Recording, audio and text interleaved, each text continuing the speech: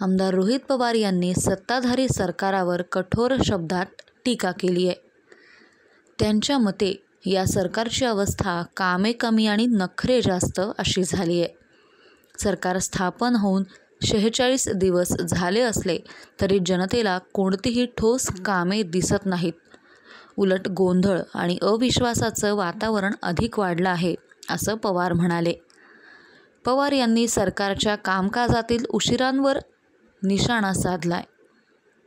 त्यांनी सांगितलं, मुख्यमंत्री आणि उपमुख्यमंत्र्यांचा शपथविधी 12 दिवसांनी, मंत्रिमंडळ विस्तार 22 दिवसांनी, खातेवाटप 30 दिवसांनी आणि पालकमंत्रीपद वाटप तब्बल 2 महिन्यांनी करण्यात आलं.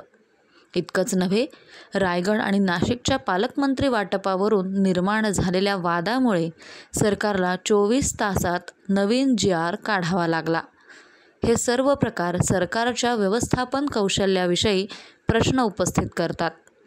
काही मंत्री आंदोलन करत असल्याची बातमी येते, तर काही नाराज होऊन गावाला परत जातात.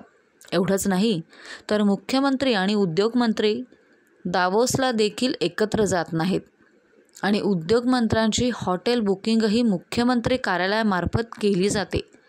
ही परिस्थिती सरकारमधील अविश्वास आणि अनागोंदी दाखवते, असं पवार यांचं म्हणणं आहे.